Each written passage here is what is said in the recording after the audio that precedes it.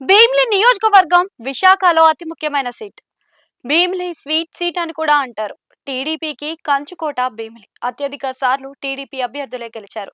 ఇక ఇటీవల కాలంలో చూస్తే భీమిలి ప్రాంతమంతా మరో జూబ్లీ హిల్స్ గా మారబోతుంది. అనేక ఐటీ పరిశ్రమలు, రిసార్ట్లు, హోటల్స్ వస్తున్నాయి.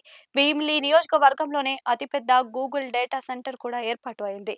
ఇన్ఫోసిస్ సహా కీలకమైన ఐటీ కంపెనీలు వస్తున్నాయి. దాంతో భీమిలి మీద అందరికీ మోజు అయితే పెరిగిపోతుంది. భీమిలి నుంచి వచ్చే ఎన్నికల్లో పోటీ చేయడానికి కూడా ఎవరికి వారు ఇప్పటి నుంచే ప్రయత్నాలు చేసుకుంటూ ఉన్నారు అని కూడా కూటమిలో వినిపిస్తుంది. జనసేన అయితే వచ్చే ఎన్నికల్లో భీమిలి నుంచి పోటీకి సిద్ధమని ప్రచారం జరుగుతుంది. మరోవైపు చూస్తే మాజీ మంత్రి భీమిలి నుంచి 2 సార్లు గెలిచిన మాజీ ఎమ్మెల్యే అవంతి శ్రీనివాస్ జనసేనలో చేరి భీమిలి నుంచి పోటీ చేస్తారు అని కూడా అంటున్నారు. ఇక సెట్టింగ్ ఎమ్మెల్యే గంటా శ్రీనివాసరావు కూడా తన రాజకీయ వారసుడిని భీమిలి నుంచి 2029 ఎన్నికల్లో పోటీకి దించాలని చూస్తున్నారు అని కూడా అంటున్నారు. ఈ నేపథ్యంలో సడన్ గా ఒక గాసిప్ అయితే గట్టిగా వినిపిస్తుంది. అదేంటి అంటే విశాఖ ఎంపీ శ్రీభరత్ సతీమణి సినీ నటుడు హిందూపురం ఎమ్మెల్యే బాలయ్య చిన్న కుమార్తె అయిన తేజస్విని భీమిలి నుంచి 2029 ఎన్నికల్లో బరిలో దిగుతుంది అని ఆ గాసిప్ సారాంశం.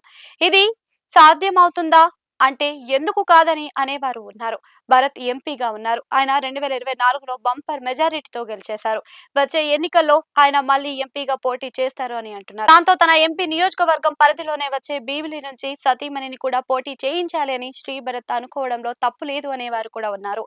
భీమిలి నుంచి ఎవరు టీడీపీకి పోటీ చేసినా సరే గ్యారంటీగా విక్టరీ ఉంటుంది అని అంతా చెబుతున్నారు. అదే నిజం కూడా. ఇక ఏకంగా బాలయ్య కుమార్తె పోటీ చేయాలి అనుకుంటే భీమిలి సీట్ టీడీపీ వశం అని కళ్ళు మూసుకునే చెప్పాల్సి ఉంటుంది అని అంటున్నారు. ఇంతకీ తేజస్వికి రాజకీయాల మీద ఇంట్రెస్ట్ ఉందా లేదా అన్నది చూడాల్సి ఉంటుంది అని అంటున్నారు. ఇక్కడ కొసమెరుపు ఏంటి అంటే 1994 ఎన్నికల సందర్భంగా అన్న నందమూరి తారక రామారావు భీమిలి నుంచి పోటీ చేయాలని అనుకున్నారు అని ప్రచారంలో ఉంది. చివరి నిమిషంలో ఆయన టెక్కలికి వెళ్లారు. ఇక 2019 ఎన్నికల సమయంలో నారా లోకేష్ భీమిలి నుంచి పోటీ చేస్తారు అని కూడా వార్తలు వచ్చాయి. మరి ఇప్పుడు ఈ గాసిప్ వస్తుంది. అది కూడా ఎన్నికలకు 3 ఏళ్ల ముందు. మరి ఇది ఒకటి ఒట్టి పుకారా లేక నిజమెంత అంటే కాలమే దీనికి జవాబు చెప్పాల్సి ఉంది అని అంటున్నారు.